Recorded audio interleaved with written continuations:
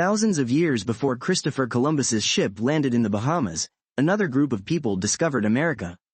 It is the ancestor of modern Native American nomads who crossed the land bridge from Asia to present-day Alaska more than 12,000 years ago. The Arctic Culture Area, a cold, flat, treeless region near the Arctic Circle in present-day Alaska, Canada and Greenland, was home to the Inuit and the Aleut. Both groups spoke, and continue to speak, dialects descended from what scholars call the Eskimo-Aleut language family. Subarctic cultural regions consist primarily of pine forests, red lagoons, flooded territories, and long expanses across much of interior Alaska and Canada. Scientists have divided the population of this region into two linguistic groups.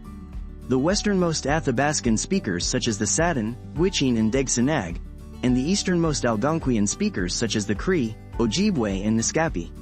The subarctic region is sparsely populated and difficult to navigate, with sleds, snowshoes, and light canoes being the main means of transportation. Subarctic peoples generally did not establish large settlements. Instead, small family groups band together to follow the reindeer herds.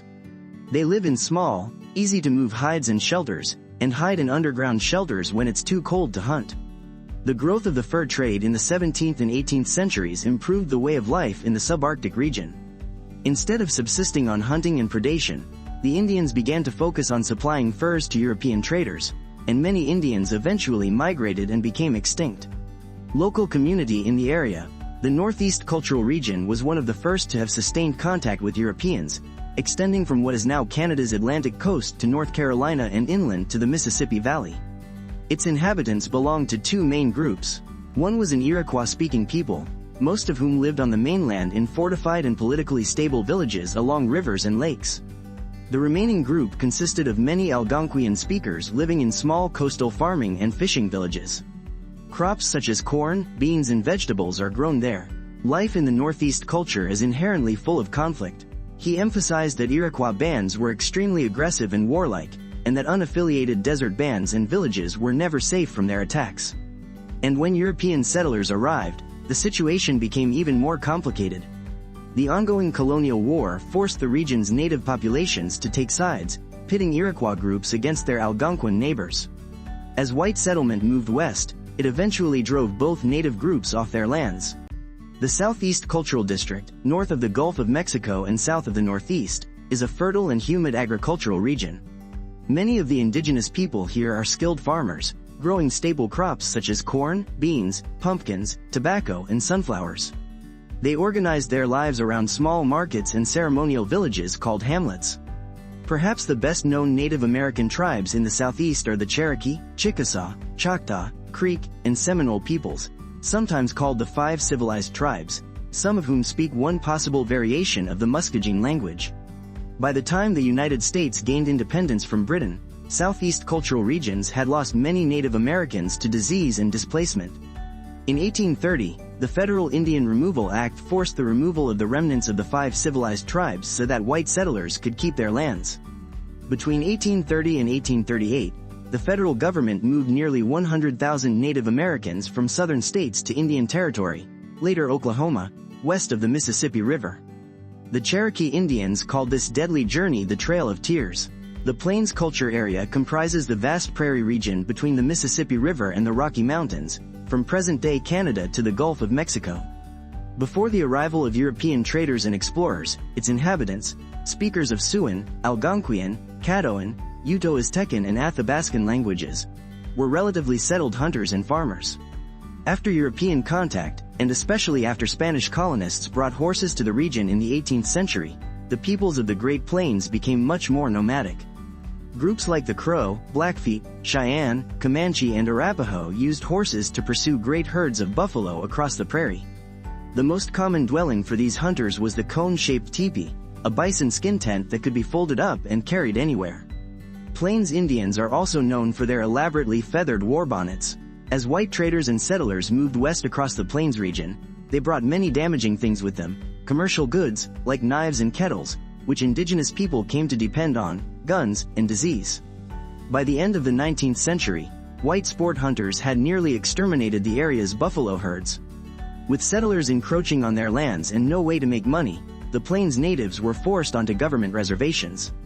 The peoples of the Southwest Culture Area, a huge desert region in present-day Arizona and New Mexico, developed two distinct ways of life. Sedentary farmers such as the Hopi, the Zuni, the Yaqui and the Yuma grew crops like corn, beans and squash. Many lived in permanent settlements, known as pueblos, built of stone and adobe. These pueblos featured great multi-story dwellings that resembled apartment houses. At their centers, many of these villages also had large ceremonial pit houses, or kivas. The Great Basin Culture Area, an expansive bowl formed by the Rocky Mountains to the east, the Sierra Nevadas to the west, the Columbia Plateau to the north, and the Colorado Plateau to the south, was a barren wasteland of deserts, salt flats and brackish lakes. Its people, most of whom spoke Shoshonean or Uto-Aztecan dialects, foraged for roots, seeds and nuts and hunted snakes, lizards and small mammals. Because they were always on the move, they lived in compact, easy-to-build wickiups made of willow poles or saplings, leaves and brush. Their settlements and social groups were impermanent, and communal leadership was informal. After European contact, some Great Basin groups got horses and formed equestrian hunting and raiding bands that were similar to the ones we associate with the Great Plains natives. After white prospectors discovered gold and silver in the region in the mid-19th century, most of the Great Basin's people lost their land and, frequently, their lives. Before coming into contact with Europe, moderate California was home to more people than any other region in North America, with an estimated 100 tribes and groups living in the middle of the 16th century speaking more than 200 dialects there. These languages have their origins in Penuto, Hokan, Uto-Aztecan and Athapascan. Many of the missionary Indians who were forced to leave the Southwest by Spanish settlers also speak the Uto-Aztec language. Despite this diversity, many native Californians still live very similar lives. They don't do much agriculture. Instead, they organized small groups of hunters and gatherers based on the so-called tribal families. Tribal relationships are based on established trading systems and common interests and are usually peaceful. Spanish explorers invaded California in the middle of the 16th century. In 1769, missionary Junipero Serra established a missionary institution in San Diego, opening a brutal period in which forced labor, disease and assimilation almost eradicated indigenous peoples in culture. The Northwest Coast Culture Area, along the Pacific coast from British Columbia to the top of Northern California, has a mild climate and an abundance of natural resources. In particular, the ocean and the region's rivers provided almost everything its people needed, salmon, especially, but also whales, sea otters, seals and fish and shellfish of all kinds. As a result, unlike many other hunter-gatherers who struggled to eke out a living and were forced to follow animal herds from place to place, the Indians of the Pacific Northwest were secure enough to build permanent villages that housed hundreds of people apiece. Those villages operated according to a rigidly stratified social structure, more sophisticated than any outside of Mexico and Central America. A person's status was determined by his closeness to the village's chief and reinforced by the number of possessions, blankets, shells and skins, canoes and even slaves he had at his disposal.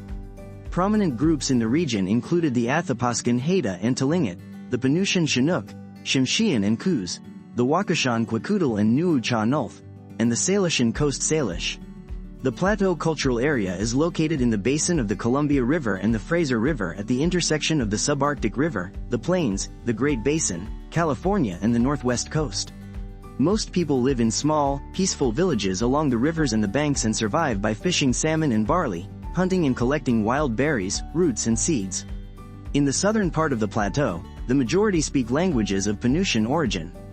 The Klamath, Klickitat, Modoc, Nez Perce, Walla Walla and Yakima are Yakima. North of the Columbia River, in the 18th century, other indigenous groups brought horses to the plateau. The locals quickly integrated animal species into their economies, expanded their hunting range and acted as traders and ambassadors between the Northwest and the Plains. In 1805, explorers Lewis and Clark crossed the area, followed by an increase in the number of white people.